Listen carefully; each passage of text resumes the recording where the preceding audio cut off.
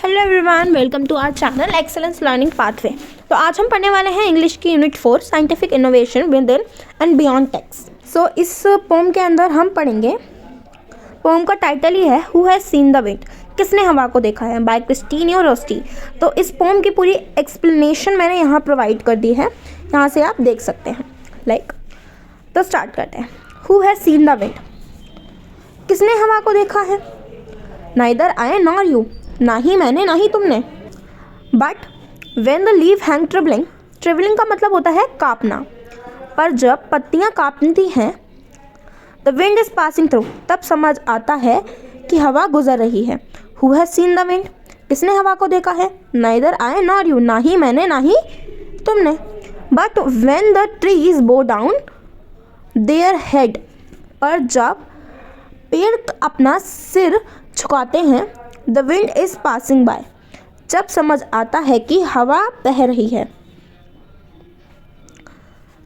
इसके अंदर कुछ पोइटिक डिवाइसेस हैं, जैसे हम यहाँ पे देखें नाइदर आई नॉर यू, ये क्या है, एक इमेजिनरी पोइटिक डिवाइस है। यहाँ पर मैंने provide who has seen the wind, ये रिपीटेशन है।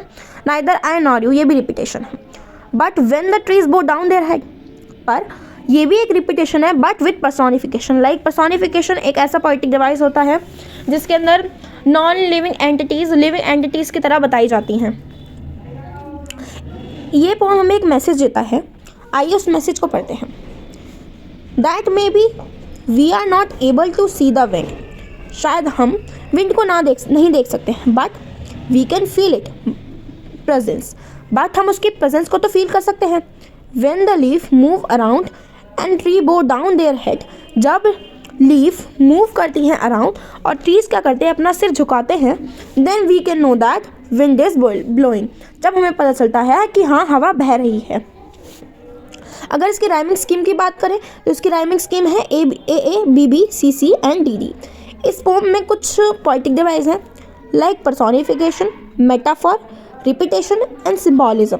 अब इस पोम की कुछ 3 एक्टिविटीज़ हैं जो हम इसी वीडियो में कवर करेंगे। एक्टिविटी 3, तो इसका क्वेश्चन क्या है, why are the lines who has seen the wind repeated in such a short poem by the poet.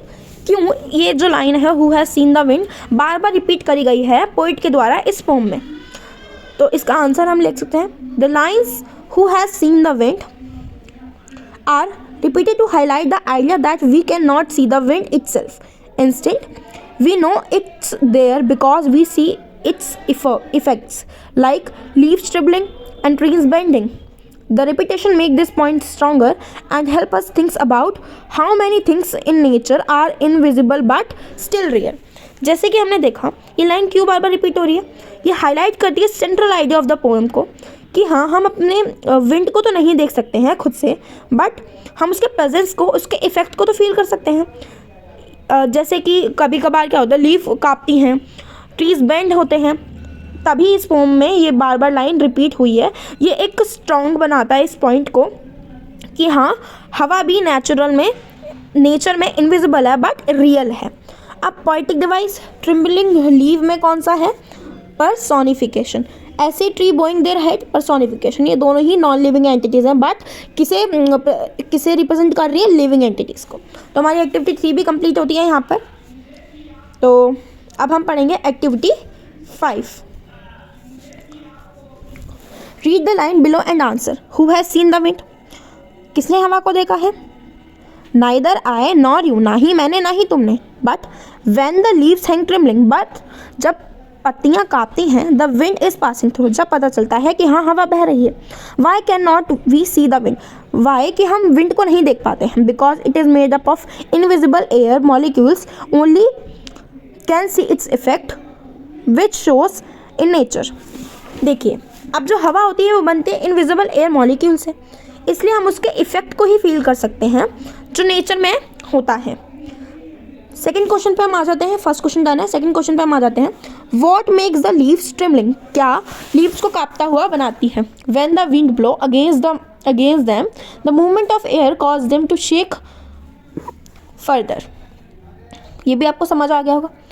Which poetic device is use in the phrase leave hangs trembling, ये हमने पीछे भी देखा था। इसके अंदर कौन सा पोएटिक डिवाइस हो रहा है, पर्सोनिफिकेशन। इस पॉम की राइमिंग स्कीम आपको मैंने बता दी थी, A B B D D और सी सी। हम इसे ए बी और ए बी के से भी कर सकते हैं। अब नेक्स्ट है activity 6, where can you see personification in the poem. कहाँ हम पर्सोनिफिकेशन देखते हैं पोम में, जब लीव क्या करती हैं, काटती हैं, और ट्रीज क्या करते हैं, वो करते हैं अपने हेड। एक लाइन है, line 2 of stanza 1 and line 2 of stanza 2. Are they same or different? Elaborate. Both are same, express the same idea about not being able to see the wind. तो आई होप आपको ये question भी समझ आ गया होगा। Discuss the rhyming scheme and points use of language to create effect. Language क्या कर रही है, सिंपल बता रही है, और सिंपल है, इमेजिनरी है, और रिपीटेशन हो रहा है, पर्सोनिफिकेशन जैसे हमने देखा। इसकी एक्टिविटीज़ तो जो हमारी who has seen the wind की एक्टिविटीज़ इतनी ही हैं।